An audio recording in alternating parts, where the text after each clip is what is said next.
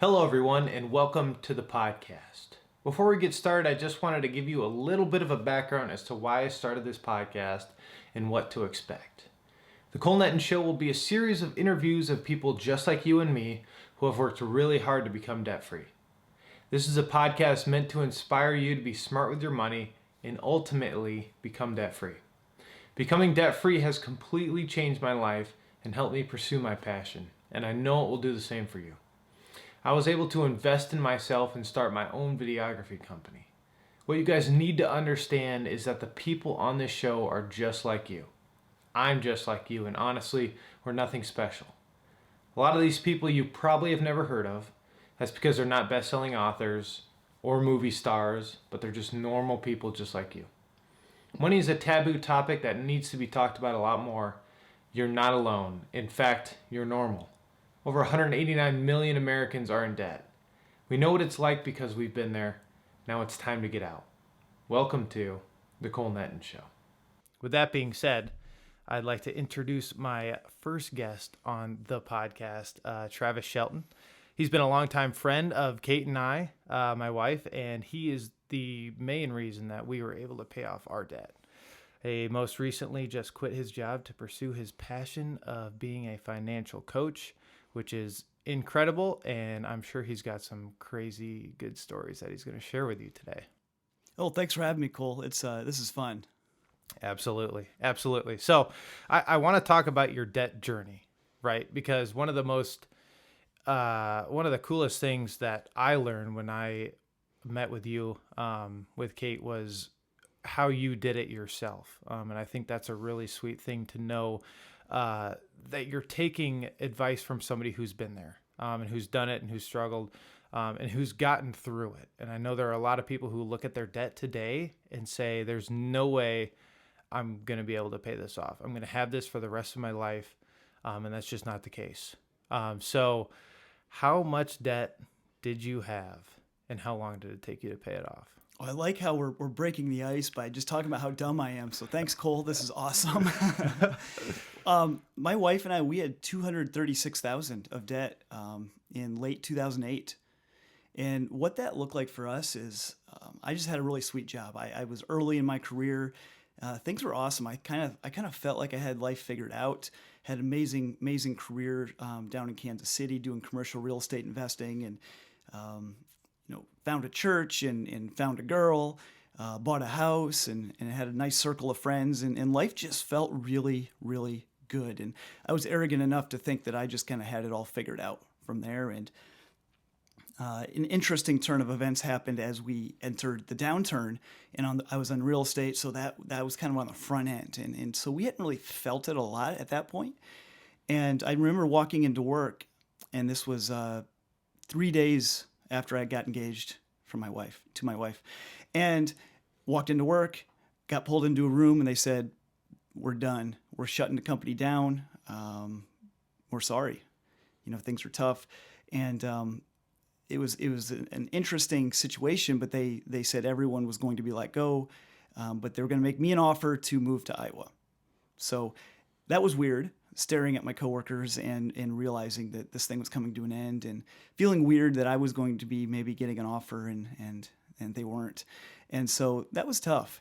And I was very grateful for the opportunity to have a job and to continue to do what we're doing and fix some of these problems in our real estate portfolio. But I didn't want to move to Iowa. I had my life figured out. I had my house and my church and my girlfriend, actually now fiance, and life just felt normal. And all of a sudden it came crashing down. And that night I had to go tell my new fiance what had happened and explain to her that because of my stupidity, because at that point I had $236,000 of debt. By the way, she had zero. Because of my stupidity, we didn't have a lot of choices. And we talked about it, we cried, and we decided that night that we have to move to Iowa because it was the right thing to do. And it was the only way we were going to figure this thing out. And so as we made that decision that night, we decided something else. We said, we're going to do it different. If we have to start over, let's start over and do it differently. So we made a commitment to each other that we were never going to let money dictate our future ever again. And we decided we're going to make a plan to pay off this debt so that it would never hold us back again. And that began a journey of 4.5 years paying off $236,000. Some people in our life knew it, but a lot of people didn't. We just kind of behind the scenes, we sacrificed, we budgeted well, and we just paid off debt every painful month. It was terrible, but it was beautiful at the same time. And I think by the time that was done, I think we were just different people. I think we had different perspectives. We were certainly more content. We realized that money didn't make us happy because we were happy, but we weren't really spending a lot of money.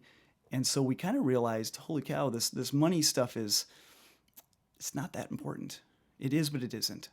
And it changed us along the way. And I think by the time we got done with that journey, we just had a different perspective and different priorities in life. So it was the worst thing that ever happened to me, but it was also the best thing. And I shudder to think the materialistic jerk that I would have become by this time had I not gone through it then. It was very humbling. Awesome, man. That's such a cool story. Now, I take a look at $236,000 of debt, and I just can't even imagine where to start on that. What was the first thing you did to start paying that off? Where did you start? What was the decisions that you guys made to start paying that off? There were a couple key decisions right at the beginning. I think number one, we needed to budget intentionally. We only had so much income, and so we had to budget every dollar of that, and most of it had to go to the debt. And so that was one overall decision that was ongoing and still is ongoing. We still budget every month, and it's fun today. It doesn't suck like it used to. But a couple of the bigger things, when we moved to Iowa, we decided we're going to live right downtown Des Moines. We're going to live in the smallest, cheapest rental that we could find. We weren't going to buy, we're going to rent. And so that was, the costs were low. And we decided because we were going to do that, we didn't need two cars. So we sold a car. We didn't have debt on a car, but being able to sell a car and then pay off debt using that cash, that was a nice little jump start.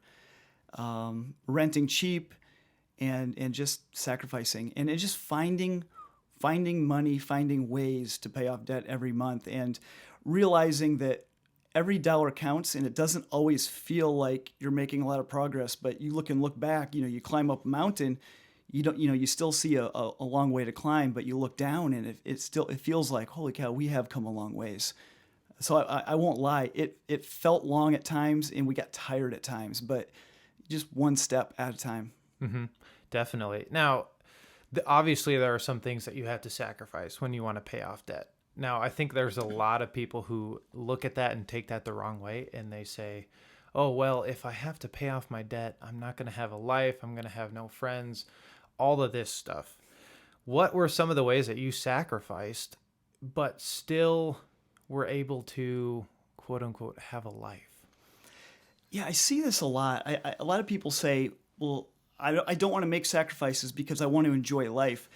And when somebody says that, they don't mean this, but what they're saying is that money equals fun, money equals enjoyment. Mm-hmm. And we just disagree with that. And there are things we can't do. We couldn't go on elaborate vacations. We couldn't buy fancy toys. But, it's not that expensive to go on a creative date night and to go on an adventure. And so we just found ways. We found little things that we could do that were fun together. We did a lot of movie nights. We'd go out for dinner, but they'd be cheap dinners. We just found ways to do it, but without having to spend money. And when we did that, we realized that we could disconnect that notion that money equals enjoyment. Right. Definitely. I know. And there are definitely some things that you can do. Like every once in a while you can go on a date night, but if you go out, you can share a meal, you can get water, you don't have to get alcohol to make your bills go down a little bit. But what was the one thing that helped you get out of debt? The one thing that you would say was the best help? Like what's the one thing you guys did that helped you get out? That when you started asking that question, I immediately thought, I'm not going to know the answer to this. And by the time you finished, I thought, this is obvious. Getting both spouses on board. Having my wife buy into the plan was everything. And had she not bought in, had she not believed that we were doing the right thing, we never would have made it. We'd be divorced. We would have fought. It would be so much turmoil because that would have caused a lot of tension in our lives. But and if you know, most people that are listening to this probably don't know my wife, but my wife does not care about money. She does not care about math. She's allergic to numbers, as she says. And for her, so it's never about you. I can't say, "Hey, Sarah, we're going to get out of debt because we're going to get out of debt." She just vomit. But she believed deeply in the cause, because I always say money is never about money. It's never about money. So what was it about for her? For her, it was being able to stay home with her babies, and it was being able for me to pursue whatever career I wanted to at any point in my life. It was for our kids to get educated. It was for us to travel the world. It was so that we could be generous. That was her big why, and we got her on that page, and she was more committed than I was because she knew her dream was so big to be able to do these things, especially stay at home with her babies. And now we have twin 3-year-old boys, and she's living the dream of staying at home because so long ago she made that commitment. That was the big thing for us. That's sweet. What was the conversation like when you came home after realizing you guys had to move to Iowa, which I don't blame you. I would probably prefer Kansas City as well. Because obviously you had to talk to her and let her know that you were going to move. You had to get out of this debt. And what were some of the things you told her that got her on board? Because I know there are a lot of spouses who don't believe in getting out of debt. They don't think it's a good thing. They don't see the benefit of it. I think in some regards, I'm just blessed that she's just a very humble, God-loving person. And I don't think she cares about the materialistic stuff. That was on me. I was the one that cared. So I think I was a bit fortunate for that. However, I think that conversation was really, what do we really want life to look like? What's truly important to us? And I have this is a great story, but I remember early in the process as we were sacrificing, and man, she sacrificed everything. And one of the things she sacrificed is she really never got her nails done or hair done or whatever. And that was a sacrifice. And, girls, they often like some of this stuff. And my wife really liked to get her nails done. And so I remember early in the process, I said, "Hey, Sarah, what's one thing that someday when we're out of debt you want to do?" And I was kind of wondering what she was going to say. And I was thinking like a new car or, what, I don't know. And she said, "I just want to get my nails done." I'm like, okay. Years later, so 4+ years later, we're almost out of debt. And I said, "Hey, Sarah, now that we're kind of winding down, now that we're getting to this point where we're going to be out of debt soon, what's one thing that you really want to do? If you could really do anything, what do you want to do?" I'm kind of thinking, I'm a little nervous to ask this question because I'm scared of what the answer is going to be. And she looks at me, and we had not talked about this conversation in 4 years. And she said, "Honestly, Travis, I just want to get my nails done." And that was a really, really fun moment for me. And what we did is once we got out of debt, that was in our budget every single month, get Sarah's nails done, because that meant something to her. To her, that meant freedom. It meant that we get to live a life of choice. And it's a simple, small thing, but it meant a lot to her. And it's one of the ways that I got to say, "Thank you, Sarah, for the sacrifices that you made." And then now we get to do a lot of fun things. We get to go on fun adventures. We've traveled the world. But little things like that really matter. And it was a really sweet moment because I think that was definitely a more humble answer than I would have given. I think that's crazy to me how there's just so many different interests that people can have. And I know Kate and I, my wife, one of our motivations was we really, really wanted to take a trip to New Zealand, right? And so we said we weren't going to do this until we were out of debt. And so that was kind of our motivating factor of going as hard as we could, paying off as much as we could every month so that we could do this trip. And we only had a certain time to do this trip because my wife's a teacher and she had summers off. So if we weren't done before the summer, and we also needed another month or two to save up for it, we weren't going to do it. So for us, that was kind of the thing. But just getting your nails done, that's sweet. That's really cool. So what were some of 4 years paying off $236,000 in debt? Gotta be a long process at sometimes. What were some of the struggles that you guys went through during those 4 years? I think a few things. One, the people that are around us, they don't get it. And I had a good job, and so people around us, would call us dumb and stupid and tell us that, we deserve better than this. We deserve a better life than I'm giving Sarah. And that hurt. It really did hurt. But we knew what the truth was, and we saw a bigger picture. We saw that this was 4 years, 5 years for the rest of our life. And once we get through this, we have different choices. So that was hard. And I think 4.5 years, we just got fatigued. We got fatigued. And there were months where it just got hard to continue doing it at that pace. And there was a point, I think it was probably in the 3.5 year mark, and we just got very fatigued, and we just said, we need to take a time out. And we actually took a few months where we didn't pay off a lot of debt, and we just enjoyed a little bit more, and just eased off the gas a little bit. And that helped us re-energize and refocus our attention. But I think those were the two things that were probably the biggest struggle for us. Yeah, I gotcha. When my wife and I were paying off our debt, we did it in 11 months, and it was $42,000. And we did that.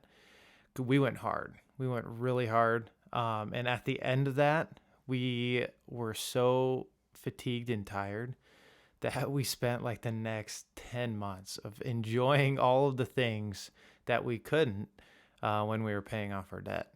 So it was... did. Yeah. You guys just kind of, we're going to let go for a while. Yeah, we did. You lived the high life. We did live the high life. Went out to eat a little bit more, got some stuff, upgraded our place, which was great because I didn't have an office, and that was needed. But yeah, we definitely spent a little bit more than we probably should have, and a little bit lost sight of our goal of our emergency fund after that. But have since gotten back on the track, and we feel much better about it because we had a lot of months where we're like, man, we're making no progress, but we're spending a bunch of money and we're having fun, I guess. I think it was all good with you guys, though, because you guys ground so hard to get out that I feel like you just needed a season to just really just lean into each other and just have fun for a while and just really kind of just not focus so much on moving forward financially and just really just embracing adventure and finding new ways to do these things together. And so I think the trajectory you're on today, I think, is partly attributable to the fact that you did have a season where you were just relaxing a little bit and then refocusing. So I think you're gonna look back and be like, holy cow, it felt like we were being a little bit negligent, but I think in big picture, I think it's gonna be awesome. Yeah, I think we definitely needed it, and that's why I asked, because 11 months for us going hard felt tough, because we really, really did go about as hard as we could because we wanted this out as fast as possible. You guys went so hard. We went really hard. We went crazy hard, and when we started thinking about paying off our debt, we didn't have much income. I didn't have a job yet. I was still looking for a job. Got a job, lasted about a month, and then did my own thing. And so it was just, we had very ambitious goals. It's my version of the story, and maybe you remember it differently, but I remember we sat down and you guys said, 42,000. The goal was, let's get this paid off in 4 or 5 years. And I think, and maybe this is just how I'm replaying it in my mind. I'm like, we're not going to do that. I don't want to do that at all. But if you're willing to do it in, I don't know if did I say 18 months? Is that what I said? I think 18 you did, months? yeah. Then I'm in. Let's do this together. And I think you looked at me like I had a horn growing out of my head. And I think you thought I was crazy enough that it might work. And I think you definitely thought I was insane. I did, 100%. And so, we put that plan together, and the plan was not 11 months. We put the plan together in, was it 15 months? Yeah. We said 15 months, and you're like, we don't believe this can happen, but the math looks like it works. And I think that, and you said I was the biggest factor in you guys getting out of debt. I think that's wrong. I think you guys were the biggest factor in getting out of debt. And I think you guys were crazy enough to believe you could do it. And then you did it. Well, I wouldn't have believed we could do it if we did not sit down and go through what the math and how much we had to pay a month to get out of debt in that amount of time. I think 4 years was pretty normal. In fact, it's probably better than a lot of people, actually. But then we're like, oh man, we need however much a month to get out in 15 months. We're like, oh, we could probably do that. And then getting out in 15 months sounded much better than 4 years. So I think there was, meeting with you gave us this big motivation to get out and to be free as fast as we possibly could. So I think, yeah, that was great. That was really helpful. We were talking about, our whys and my wife and the bigger purpose, because money's never about money. We met those first few times and I really didn't know if you were going to be on board. Like I knew Kate was on board. I didn't know if you were, because you're kind of like Sarah, like you don't care. Yeah. You're laid right. back and you're just more kind of go with the flow. And what's interesting about your story is that your why was so big that you get to do this. And you get to live the life that you're living today. Like you're living it today at a young age. And your why was so big that you were actually more on than Kate was by the time you guys committed to doing this. I was. And that, I think that's the power of the big why, because without that why, she'd be dragging you along. I think there'd be a lot of tension. And you ended up being the biggest cheerleader of this thing in your marriage, because you wanted so badly, well, A, to go to New Zealand. Yep. Yeah. And then B, to be able to live this career and do it on your terms. And I think that's the most fun part about your story, is because you're not a money nerd. Here you are starting a podcast about getting out of debt and living better with finances. But, looking back a couple of years, that wasn't you. But now that you have a bigger why, like you're all in. And I think that's the most exciting part for me, is just to watch you be like, let's live a better life. It's cool because in college, I was the spender, and I've always been the spender, and I still am the spender. I just call it investing now. So back in college, I would have, Amazon boxes show up at my place all the time. So for those of you who don't know, I luckily got a scholarship to Iowa State. So I had never been in debt, and we got rent paid for and books paid for and all that kind of stuff. So I took on debt with my wife, and that was new to me. And I'd never been a saver, but I'd also never had debt. So I was on the grounds of right in the middle, where I had nothing to save for my future, but I also didn't have anything to pay off. I was always just staying right there. And when I married Kate, I finally realized that, oh man, this is something, a lot of people go through. And I think I was on board with it because I've seen debt affect people in negative ways really badly. I know finances is a huge thing that people fight about all the time in marriage, and I didn't want that to be us. I think we've seen so many things and stories from other people that we wanted to make sure that we weren't going to let money control our relationship in our marriage. And we also thought about our future kids and our future as well. We wanted to be able to pay for our kids' college, all of that kind of stuff. And I think that was the motivating factor for me as far as getting on board with this whole getting out of debt thing. And I know we had a savings. We had like $2,000 to $4,000 in our savings, and we had debt, and we just weren't even going to put it towards our debt because we just thought it was normal, and probably we're going to make the minimum payments and do all the regular stuff before we got motivated for that.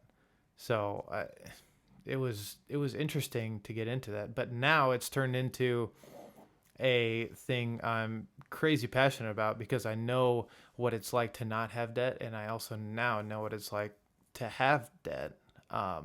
And not having debt is so much better.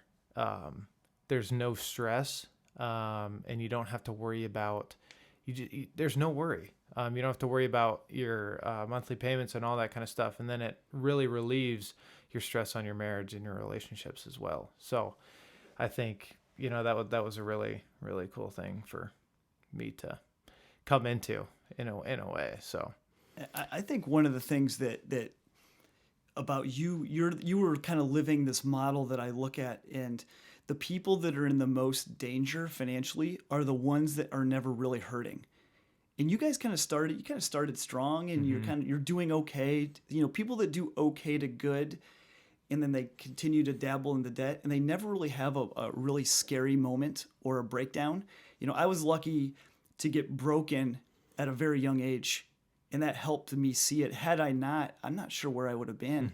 But what I see mostly with people is that the people that are doing okay along the way, they don't know what they don't know.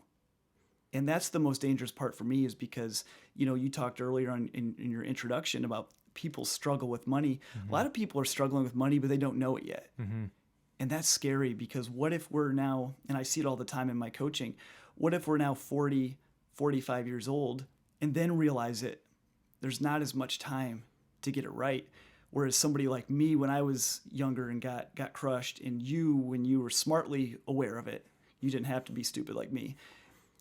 You saw it early and have decades and decades and decades to figure it out. That's my win. I love it when people that are young grasp it early, because if you get it early, unlimited potential. Yeah, definitely. And it's the mistakes that older people have made that helped this younger generation out. And that's part of the reason why I wanted to do this, is because I wanted to bring awareness to people who might not think they're in trouble. But I want to talk about what has being debt-free done for you and your family. What doors has it opened? What things can you guys do now that you couldn't do when you were paying off your debt? Something really funny happened right after we got out of debt, and I didn't know this was going to happen. I had a great job, and it was an amazing career, and I really enjoyed it. But as soon as I got out of debt, I started liking my job more. And my job didn't change, but what I realized in that moment is that my reality had changed. I didn't have to be there anymore. I got to be there. And so I realized every day that I went to work was a choice. And if I ever decided I didn't want to be there, I would just do something different. That was a weird feeling. And it helped me be better at my job. I think I was probably a better coworker, a better leader. And my career really thrived after that. And it was a good career. And then it really took off in the years that followed getting out of debt. And I can't ever prove it, but I think a lot of it had to do with I was better because I didn't have that weight of finances on me, and I could just go and serve my clients well and try to be excellent. And that was something that I had no idea was coming. And so I felt just more fulfilled in my career without really changing anything.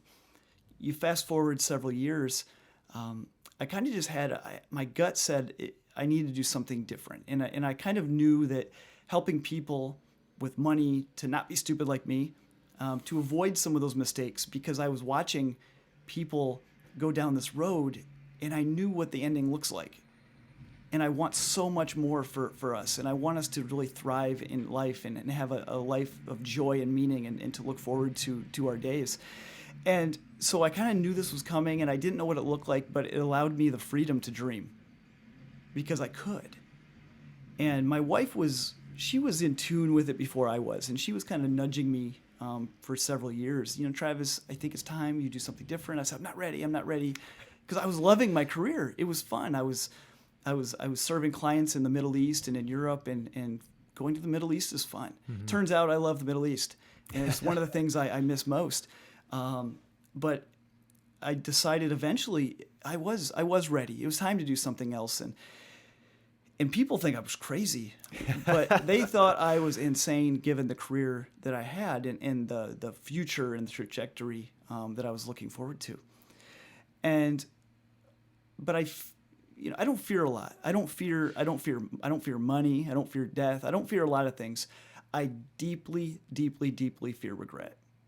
And I knew it. I could just feel it in my gut that I was going to regret if I didn't do this. I could just feel it. And so I just knew I needed to. And I knew if I really believe money's not about money, because I say it all the time, and if I really believe that, how hypocritical of me to stay at a career because it pays a lot of money and be scared of what does it look like to not make a lot of money. And so I really had to take my own medicine.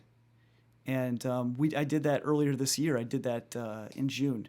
Left my amazing career of 15 years and started something new, doing financial coaching and speaking and writing, maybe podcasting soon.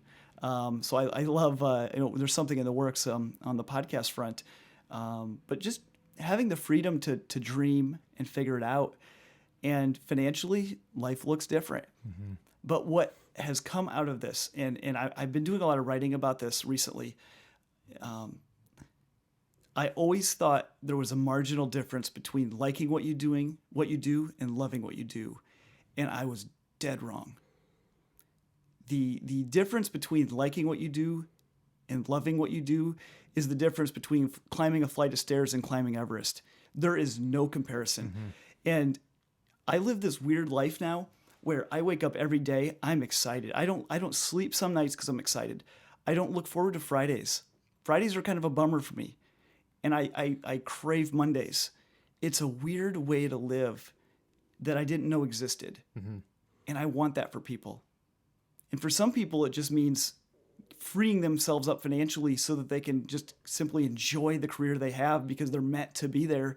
And for others, it means you need to get out and do what you really are meant to do. And everyone has their own journey.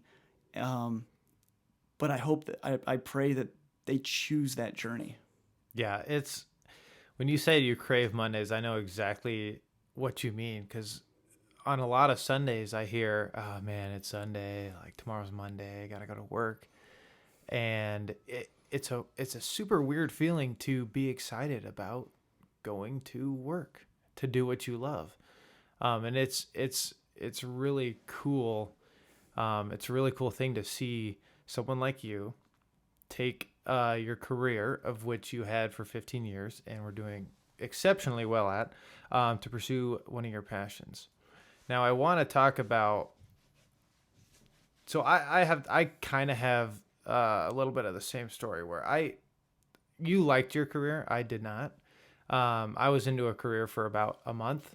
I'm not a desk guy. I sat down behind a desk and I called 45 people a day. And I should have known that wasn't my personality.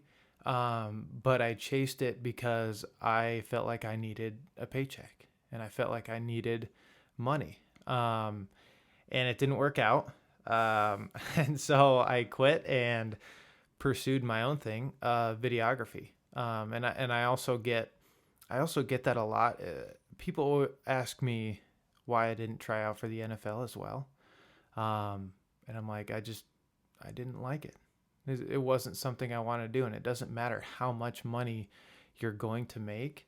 If you don't enjoy what you do, you're going to be miserable. And so I wouldn't give up anything to do anything else. I absolutely love what I do. And it's the greatest thing ever. Because I get to sit down and have conversations with people like you. But I want to talk about your transition from your old job into your new job, right? So you've given up this great job. Your financial status is a little bit different. You're basically doing everything that people tell you not to do, right? So you're going against the norm. You sold your house. You're renting, which is the devil in a lot of people's minds. A lot of people don't like renting. What do you have to say to those people who think you're wrong? If people think I'm wrong, that's okay. And I'm okay with that. You know, we all have to make our own choices. I think we have to examine ourselves to see, are we really happy? And you were talking about that month that you were working at this other company because you were doing it because you needed to make an income and stability. Stability is what we talk about in our culture. We need a stable job to provide for our family. And you and I had lunch while you were working at this company. and we show up for lunch, you're wearing a suit. You were a different person. Like you were a fraction of the person I knew when I met you that day for lunch. Like you were just down. Mm-hmm. And the world says that was the path you should take. You get into a career and then you put your time in and you provide for your family. And then when you're done, you quit, you retire, and go do something you want to do. You were a month in and you were smart enough to have the foresight to know that this was not a way to live, Mm-hmm. even if it was stable and provided a decent income. And so for me, I just look at people and I just want them to live a life that they enjoy. And we're so hardwired in our society that once you find a career, that you stick with it. And that's it. You stick with it and you put your time in. Oh, it's only 10 more years. It's only 15 more years. That's 10 years of maybe not enjoying what you do. Every day waking up, to me, that's not a quality life. Mm-hmm. I see it all the time. I see it in a lot of my friends and there's people around me. And so what I would say to them is just examine, are you really happy? And if the answer is yes, keep doing it. There's nothing wrong with a desk job or a corporate job or working at the same company for 35 years if you're happy. Mm-hmm. I have an old coworker who he'd been at his job for 30 plus years. Same career track. He was doing exactly what he should be doing. He loved it. He thrived in it. And I was kind of jealous of him because I think everyone should want that. And then people say, well, then, you get to a certain age, you should retire and go do something else. Why? Right. Why? If we're really living out our purpose and we have meaning in our days, why would we want to do anything other than that? And so for the people that say, we should get a job and stay there until we retire and then go do something enjoyable, if that's the route you want to choose, then that's cool. That's cool. We all have to make our own choices, but I just know there's more. And I know it's not about the money. I know it's not. Mm-hmm.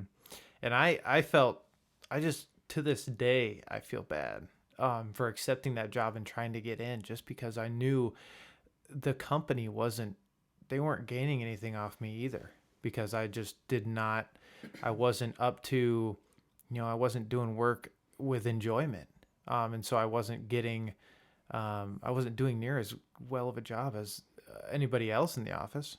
And so I felt like, I'm like, man, one, I don't enjoy what I'm doing. And two, this company is not growing because I shouldn't be here. They should have somebody else helping them out. And I think the other thing is, what Kate and I love to do is we love to travel. I think that's one of our things on our priority list of what we really like to do. And for us, we call it our mini retirement. So we'll be starting a retirement here soon, but for now, while we're young and can move and travel, that's what we enjoy to do. And so we save up every month, put together a travel fund. And then every once in a while, when we feel like we need a vacation and a little mini retirement, we take one. And then like this video stuff and podcasting stuff, I would do till I died, or till I couldn't anymore. I enjoy it that much. And so I think that's a huge difference between people dreading every day waiting for their retirement when they're 55, 60 years old. For me, that's just too old. That's too old to start my retirement. I consider what I do my retirement right now, Yeah, I think, you mentioned, working that month and maybe that was a mistake. I look back and so at the time I was kind of mad at you because when we put this plan together to get you out of debt in 15 months, the plan did not include you not working at a job anymore. So I was like, come on, Cole, you're gonna make us look bad here. But in hindsight, I kind of look back at your journey and I look at it and say, I think that job, that experience pushed you so much harder because I think you saw that was what the world says you were supposed to do. And that was you revolting and saying, no way am I going to do this. I want this other thing so bad that there's nothing that's going to stop us. And I think you're different because of it. And that was a miserable period for you. but I think it fundamentally changed you and solidified your desire to do this different way of living. And so I think that just propelled you.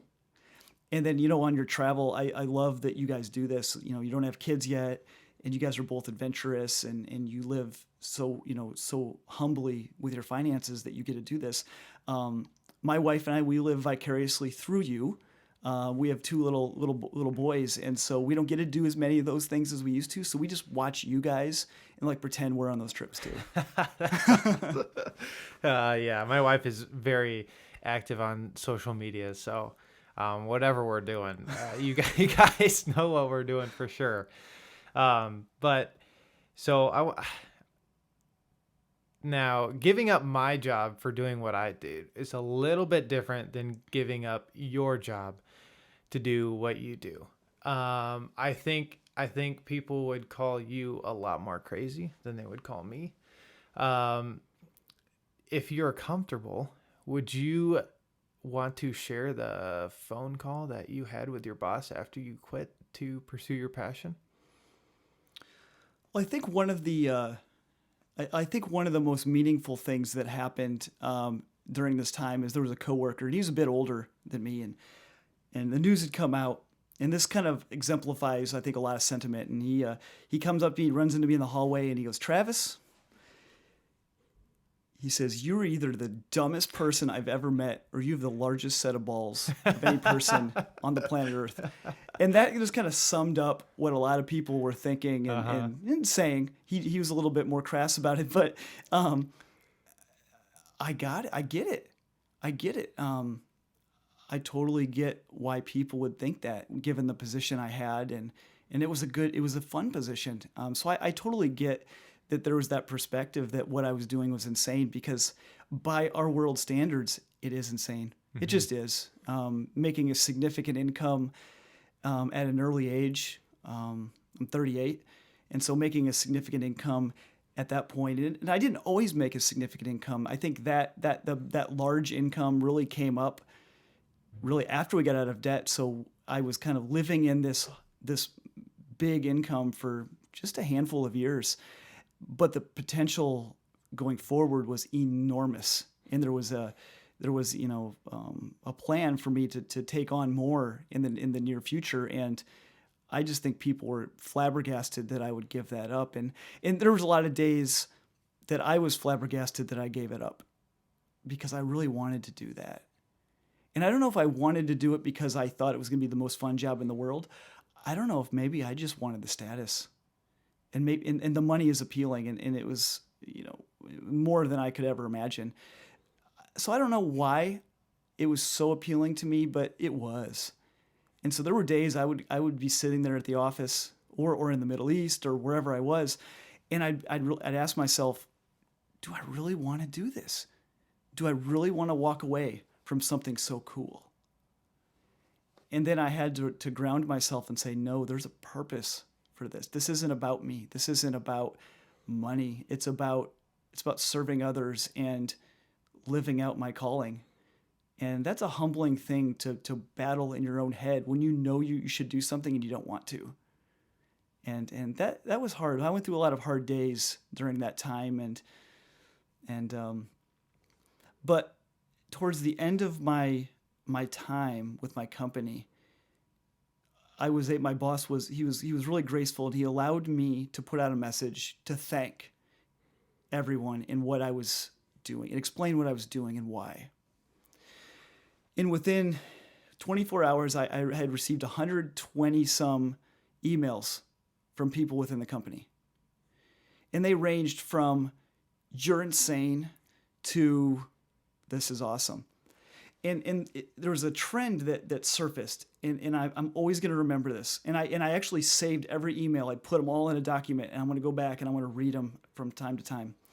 But this fun thing that happened was that the people that didn't know me well, they were saying, "Travis, you're insane. Why are you doing this? You're crazy." But the people that knew me the best, they would say something along the lines of, "This doesn't surprise me at all. I'm surprised it took you this long." And that's when I knew that I was living the right way, and I was truly being myself.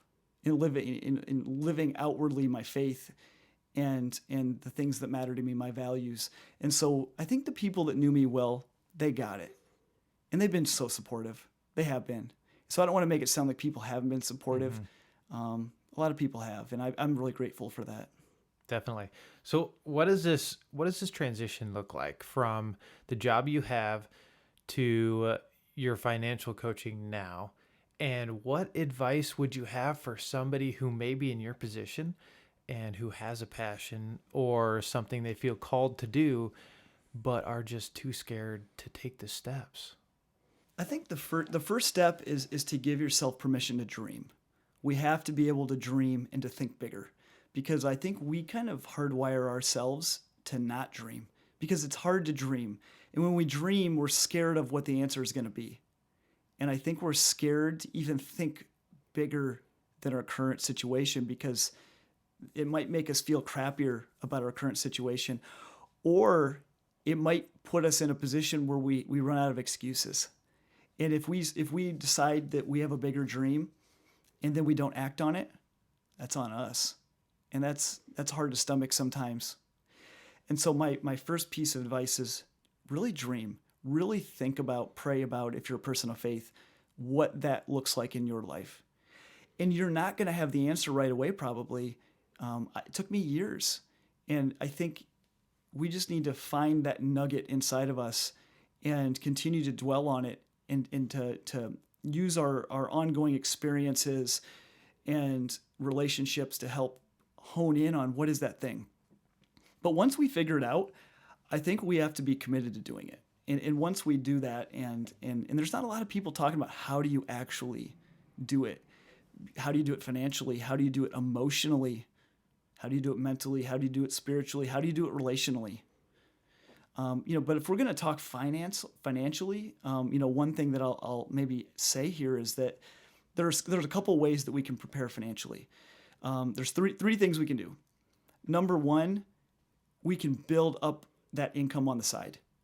We can continue to build this side. We call it a side hustle, if you will. You can build that income up to a point where it makes a lot of sense. I know people that are making 40, 50, 60 grand doing their little side thing. That's a pretty easy jump then when they're making just a little bit more than that on their main gig. So that's an easy jump. Now for me, I couldn't do that with my position and my title. I wasn't allowed to do a lot of this stuff while I was employed. So I kind of had to start at zero, as you know, when I jumped out. And so that was scary for me. But there's two other things that we could do, and these are the things I did. Number one, we can cut that budget. We can cut the hurdle that we have to jump over every month and not have to have, if your expenses are $6,000, then you got to figure out how to make $6,000 of income. But what if your expenses are $4,000? Well, that's an easier jump. It's an easier thing to figure out. And then the other thing we can do is we can save up a cushion, and that cushion will help us, navigate the shallow waters as we're launching out. So you may not have a big income launching out, but your budget is smaller, hopefully. And then you have a cushion that you can use to supplement your budget as you build that income. And that's what I've done. I had a cushion, and I've been eating into that cushion since I left in June. We're about there right now, where we finally have this thing right. But financially, that's how I navigate it, and that's how I coach it. It's not easy, but it is really simple. And so I would just encourage people to, get disciplined. And we're not ever going to achieve that until we decide we're going to do it. And so we got to kind of put a stake in the ground. And for me, I kind of knew when I was going to leave. I had made that decision. My wife and I, we put the stake in the ground. Then we prepared. And so my encouragement is put a stake in the ground and then start doing these things to get yourself financially prepared along the way. Is there a perfect time to leave what you have and start something new? I've definitely heard different opinions on this, because for me, I didn't have anything saved up for my job. Mm-hmm. But what happened is when I did quit, it kind of kicked me into starting and saying to myself, I've got to do this. I have to find a way to make this work. Otherwise, I have to go back to what I just did. Yep. And I'm not doing that. Mm-hmm. Otherwise, I don't know how long I would have stayed there doing what I was doing before I did my dream. You're right. If we just have that mentality, we will never leave. If we're waiting for the right time, there is no right time. You know, for me, I had twin 2-year-old boys and a wife that stayed home. So 100% of the income is on me, and I have 2 little kids that are eating more and more all the time, are going to start going to school, they're going to start needing more things. Not the right time for me to be jumping off. So there is no right time. And so my encouragement is you can't wait for that. And we all have different situations. You know, like for your situation, you had a spouse and she has a job. Mm-hmm. And you kind of knew how much you could make, and you kind of had your side thing a little bit. And so you kind of knew. And so you had to make a judgment call. Was it a perfect time for you? Nope. Especially when you had $40,000 of debt. Right. Not an ideal time, but you kind of, sought out, what was right for you. And my promise is it's going to be scary. There's no doubt about it. It's going to be scary. And we just have to get comfortable being uncomfortable. And I know you were uncomfortable, and Kate was uncomfortable, and I was uncomfortable, and my wife was uncomfortable. But that's okay. That makes it exciting. We're not searching for comfort. We're searching for meaning. We got to search out the meaning, not the comfort. I've been comfortable for a long time. That did not provide meaning. It provided comfort. I'm quite uncomfortable today, but man, it's fun. It's exciting. And I have more meaning in my life than I ever have. Mm-hmm. And so I'll give up comfort any day of the week for meaning. Definitely. So let's talk about your job now. So give yourself a plug. What do you do now? And where can people find you? Well, thank you. Mm-hmm. My primary job right now is, as you mentioned earlier, I'm a financial coach. And what that means is I just help families find the best way to live meaning in their life. And money's never about money. And so we talk about money, but it's never about money. If somebody says, hey, Travis, I just want to become wealthy and swim around in my pool of money like Scrooge McDuck, not a good client for me. That's not what I'm about. I'm about people living meaning. And so a lot of my clients are, and people say, well, I'm not hurting with money. I'm not broken. Well, good. I'm glad you're not. My ideal client, the clients that I serve the best, they're people that are doing okay, they're doing good, but they want more direction, they want more clarity. They have big dreams, and maybe those dreams are to stay at home with a kid.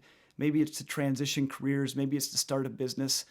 For some, it means traveling more. And one of my clients that recently contacted me, and I have the opportunity to work with them now. It's awesome. But they said, Travis, we want to give away $100,000 a year. And so the first time we met, they just said, all right, here's how much we want to give away a year. Let's figure out how to do it. How do we do it well?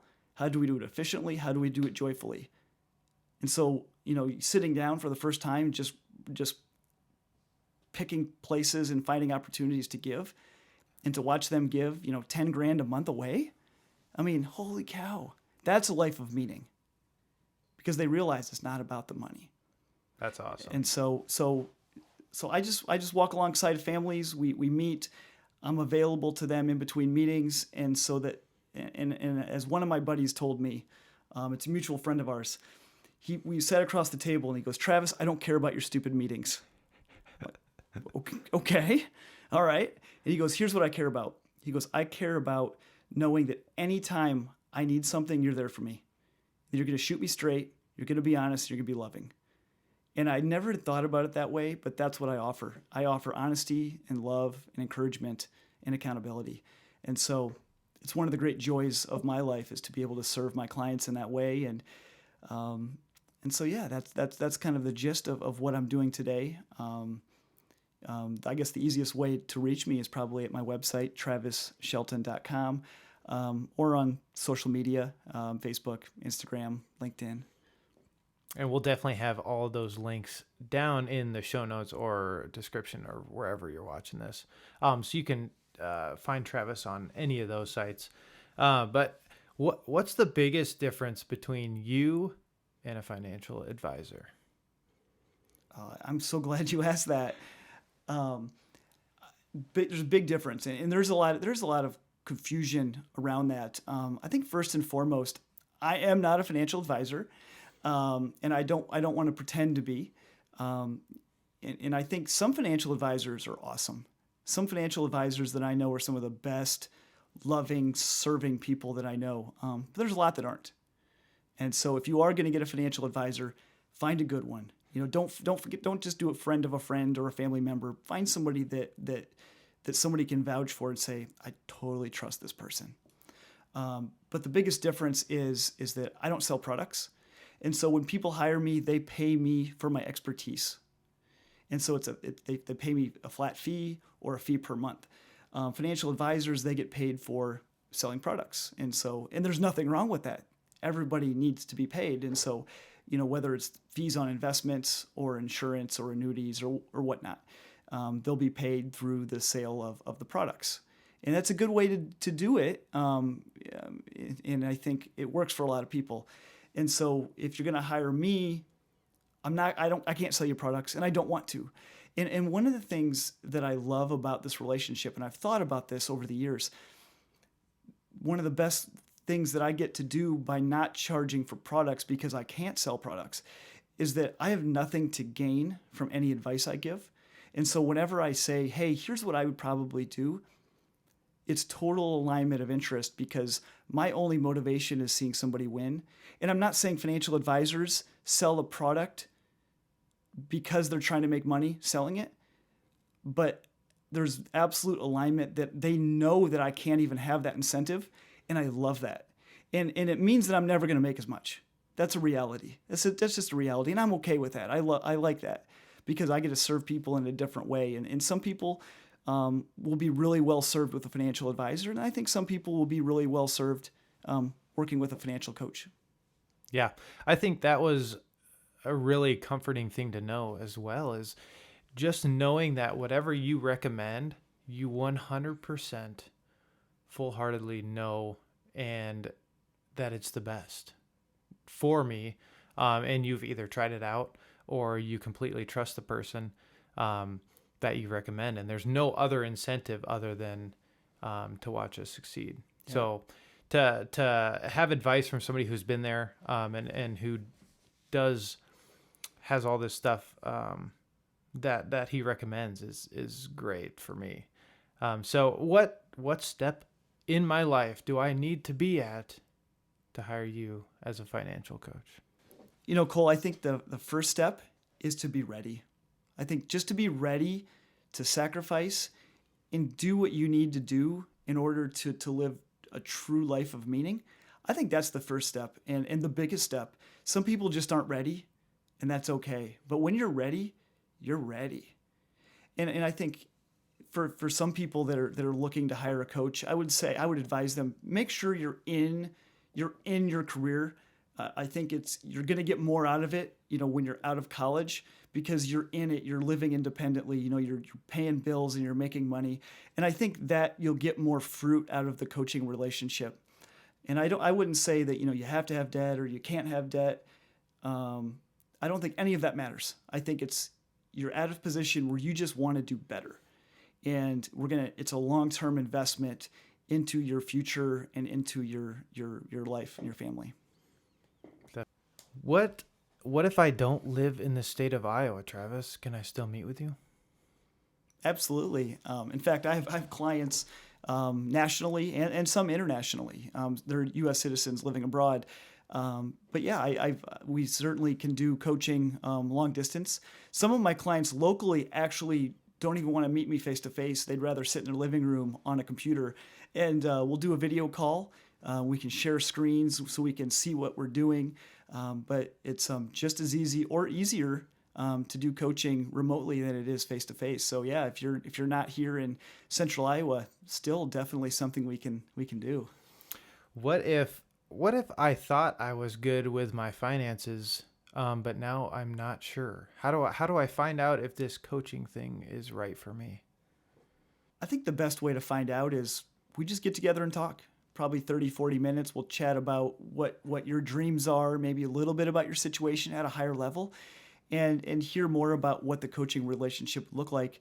And no pressure. There's no pressure, no obligation. And after that meeting, if it's something that you want to pursue, then we'll take that next step. But certainly no risk in or obligation in just having a phone call or a face-to-face.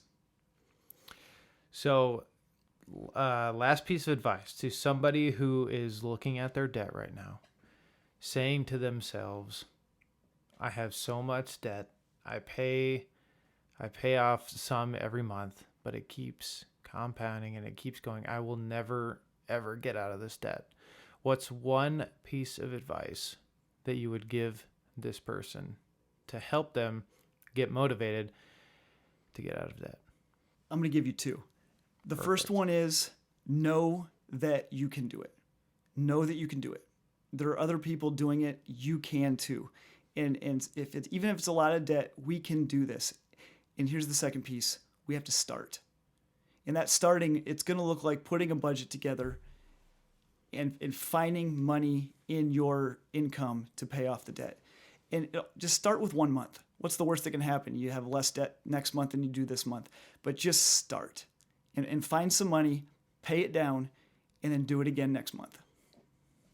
So I do have a couple of questions for you from Instagram. Ooh, I think I got two of them. nice. So, most practical advice for encouraging others to get a hold on their finances, other than living and telling about your own story. We're diligent about our finances so we can do big things, but others we love and care about just seem to shrug it off and continue to struggle. I love this. I love this. And I love this because this is one of my biggest mistakes. I used to preach it and to tell people what they need to do, and they didn't ask for it. And they got pissed at me. And there was some resentment that was built up with some of my relationships, and I realized I was doing it wrong. I realized all I can do is to model it myself. And it may not feel like you're making a difference. Often we don't feel like it. And there was somebody close in my life that I had no idea that it made a difference. In fact, I knew it didn't make a difference. And this person, I was talking to them about something, and they made a comment about being out of debt and making some of these decisions. And these are not the decisions I knew them to make. And I said, wait. Can we go back? You're debt-free completely? And they said, well, yeah. They said, we just do everything that you do. And I had no idea. This is somebody that I used to say, hey, we should do this, and it would cause conflict. And I just conceded to the fact I was never going to make an impact in their life. And many years later, it turns out I made a tremendous impact and had no idea. And I just needed to keep my mouth shut and just live right. Definitely. Second question, and I know this personally. Working together with a spouse that is a spender/saver when you are the opposite. What's the best way to go about that? I'm married to a big time spender, and I'm not a spender. I'm a saver giver, and man, whoever wrote that question, I feel your pain. But I think most couples are probably in that camp because we're attracted to opposites. Mm-hmm. So there's a lot of tension in marriages with this dynamic.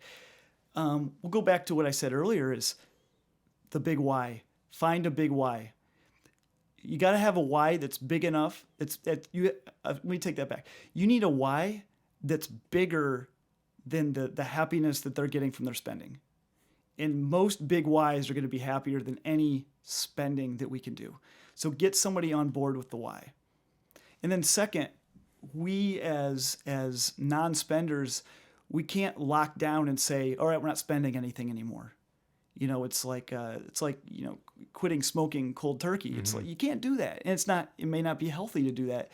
And so my advice is give some grace. We can't admonish our spouses for wanting to spend. So when we budget, let's spend. Let's have some money for spending. Let's have fun too. We don't have to cut it to zero. We certainly can't go spend 1,000, but maybe we can spend a couple hundred on some fun stuff. But find a common ground on the spending, and let them have a voice. Often what happens is the savers will overpower the spenders by saying spending is bad, saving is good. Well, that's not true. They're both good. We have to have some common ground, and we can't demonize the spenders in our life. And so, give them some grace and help them still enjoy spending, because spending is fun, but still do it in a way that doesn't hinder you financially. That way we can meet in the middle and still make progress and not have that much tension in our marriages. Mm-hmm. I feel that one too, because I am the spender and my wife is completely the saver. And so, yeah, once we found our why, I think we were on board with each other. So you would admit that you never stopped spending, right? No, you just changed the way I did look at things with more intent, though. I think that was one of the big things that I struggled with, because the stuff I bought was just stupid, man. It was just literally, I would go on Amazon and just type in like cool stuff. And so I had like a Minecraft torchlight, posters everywhere, just stuff that didn't even, and it was cool. And it was things that would be cool for, I don't know, a week or two, and then it wouldn't be. And then maybe every once in a while somebody would come over and say, oh, nice Minecraft torch or whatever. But now I spend differently. I spend with a lot more intent. And I also spend knowing that what I spend my money on will help me grow either as a person or as a business person. So I've invested in a lot of equipment. So I spend money on that, and that's mostly, that's really what I spend most of my money on now. But I know that it's going towards, building what I have, and making me become a better videographer, photographer. So, yeah, I totally agree. You definitely have found that nice middle ground where you didn't give up your spending. And I think it would have been a tragedy if you did. And I can see it. Like, I feel like you have more joy in your spending, and you have more intentionality, as you mentioned. And so I think you're thriving and living your best spending in this season. Yeah. And the cool thing is, you guys continue to play this out over several years.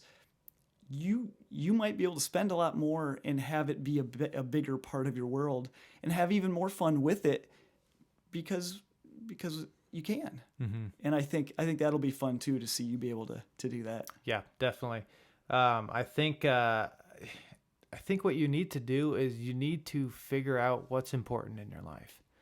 I know Kate now gets a Starbucks coffee almost every morning, because she can, and she couldn't when we were trying to get out of debt. And that was one thing that we decided that wasn't important. And trust me, I totally get it.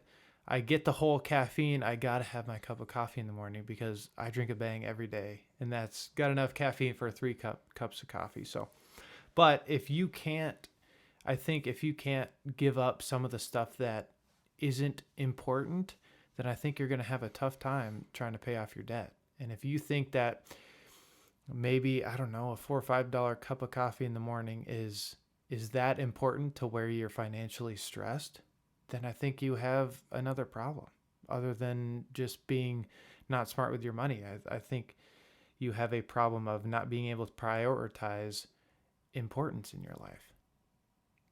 Couldn't agree more. I think you nailed that. Cool. Well, Is there anything else you would like to talk about?